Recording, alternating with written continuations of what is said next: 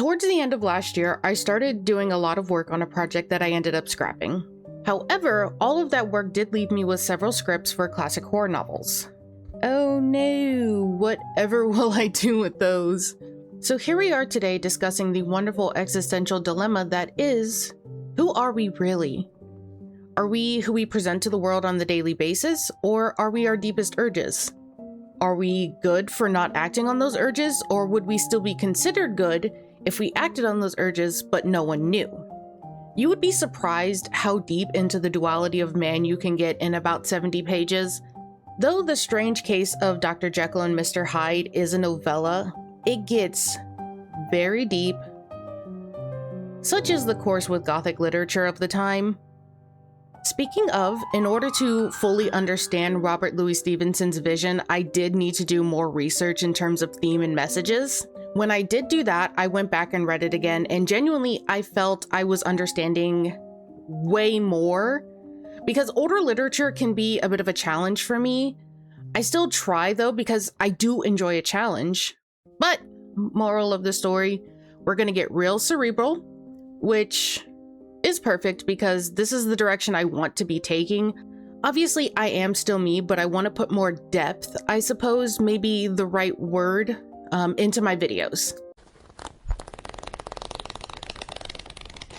I want to get started talking a little bit about the author, Robert Louis Stevenson, as he was kind of a weird guy. He was born in 1850 to an upper middle class Edinburgh family. As a child, he spent a lot of time inside because he was a very sickly child, as he was prone to infections of the chest, from what I read, even dealing with tuberculosis. Because of this, he sort of turned inward, using his imagination to cope.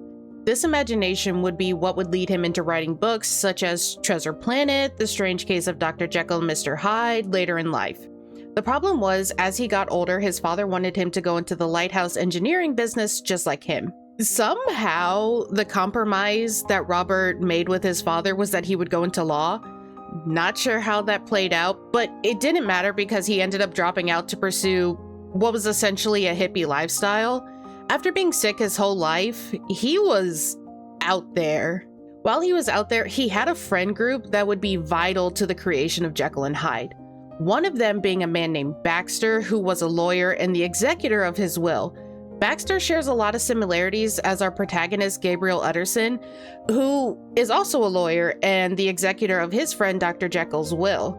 And as we know, Dr. Jekyll is the man with two sides. We have art imitating life. Stevenson described himself from a young age as having two sides, referring to it as himself and the other fellow. Himself was what he referred to what he presented to the daily world, his Jekyll, if you will. The other fellow, his Hyde, was more impulsive, irrational.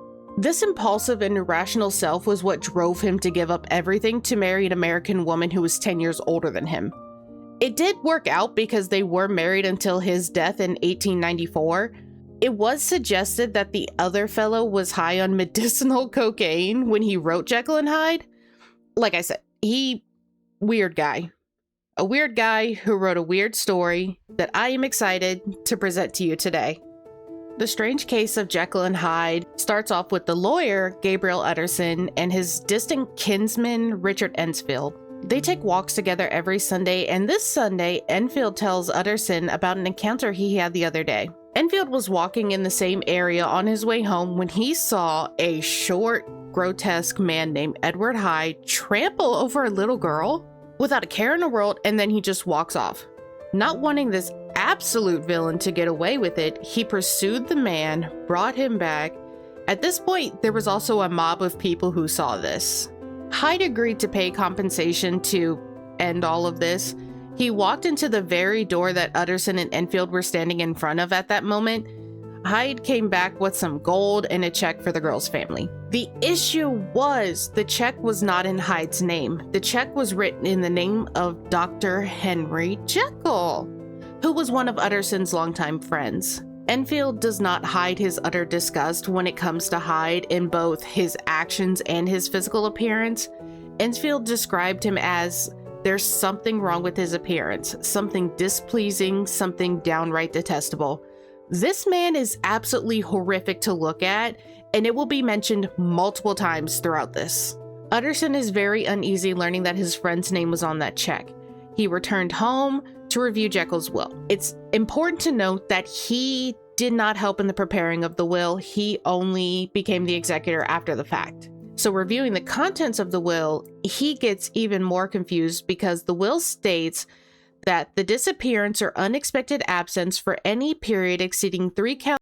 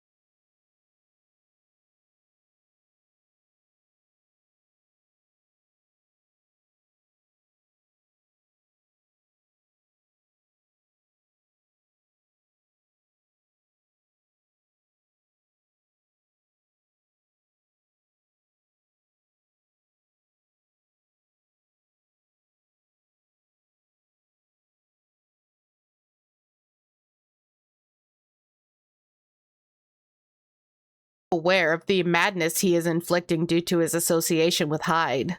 Following the dinner party, there's another time skip. This is about a year later. News is spreading that the horrific murder of Sir Danvers Carew, who was clubbed to death in the street during the night. It's a murder, but no mystery, because there was a maid who saw it from her window across the street. The murderer was Hyde. In addition to this, there was a letter found on Carew's body. The letter was addressed to one Gabriel Utterson. The police deliver it to Utterson, where he is then taken to also ID the body.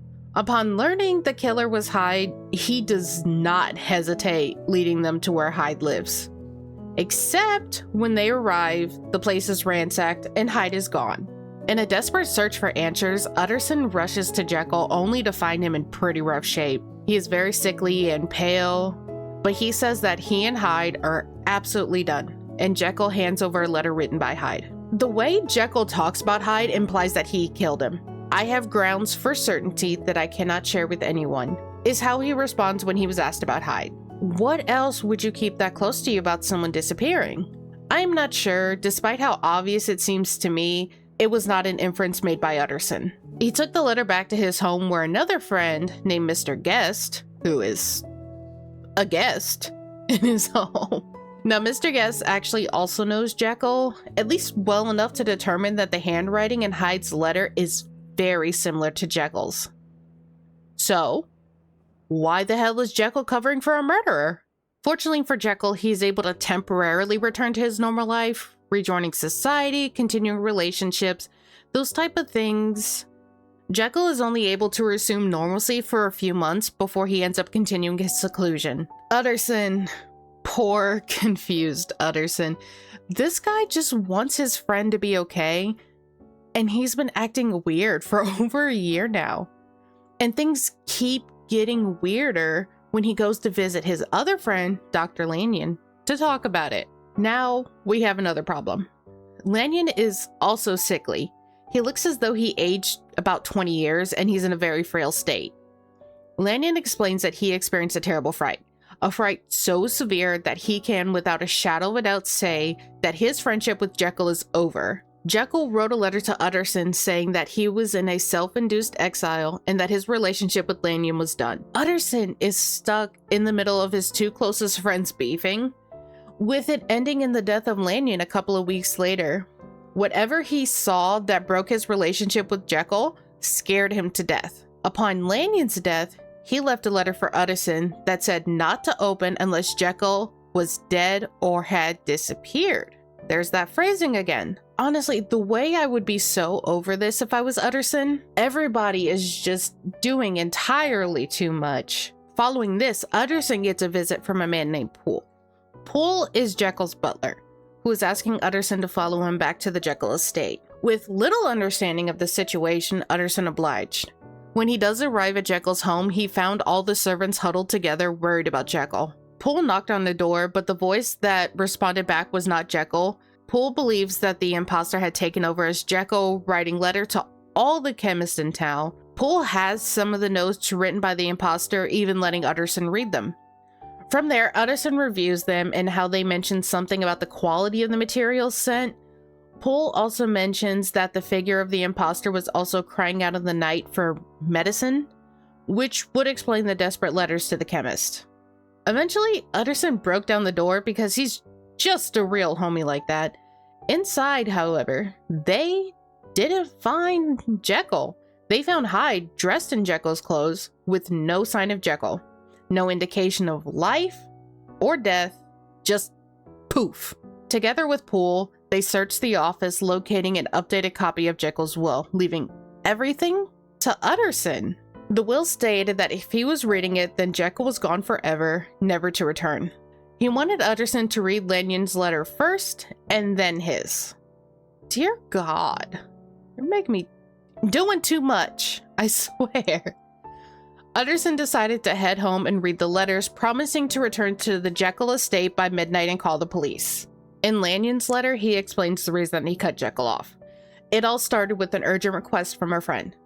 Jekyll asked Lanyon to break into his own home and steal a cabinet, and then just wait, because a strange man would come in the night for it. That man was obviously Hyde, who took the contents of the cabinet, mixed them together into a potion that upon drinking, melted his grotesque features into Jekyll. And that is where we get the confirmation that Jekyll is Hyde.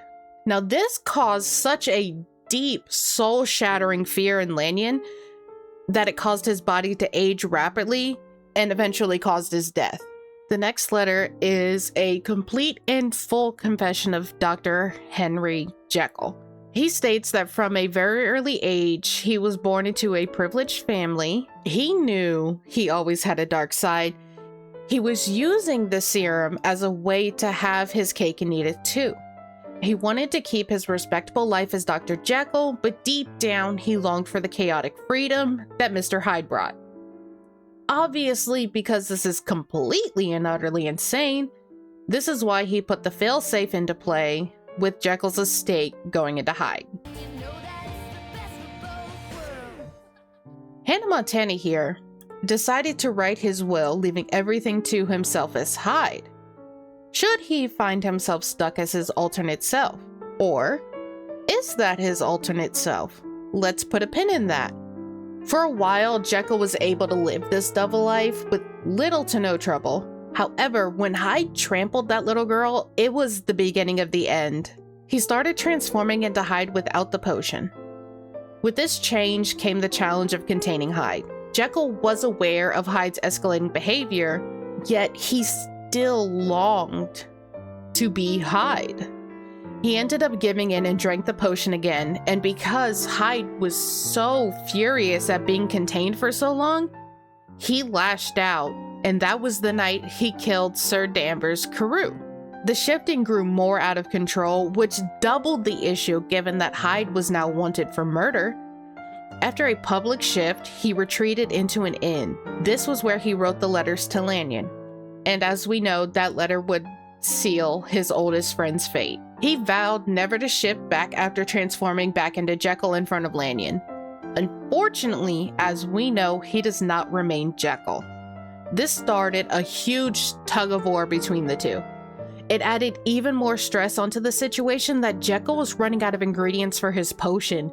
The potion that was originally used to bring Hyde out was now being used to contain him. Jekyll fears that if Hyde were to become the dominant persona, Dr. Jekyll would truly be dead.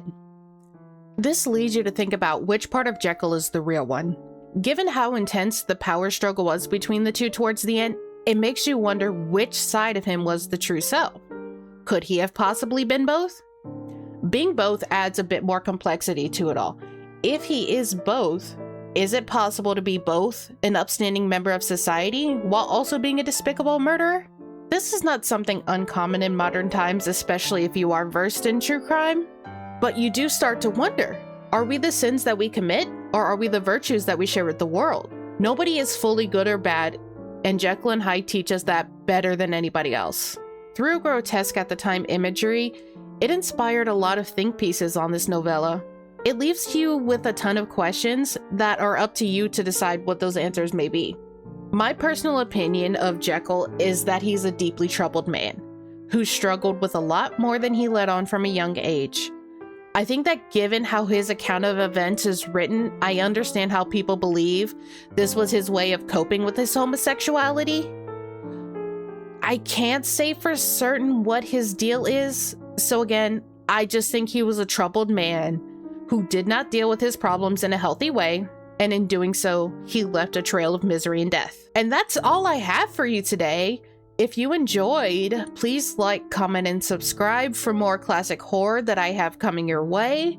And as always, please remember to drink water and return your library books on time, or else.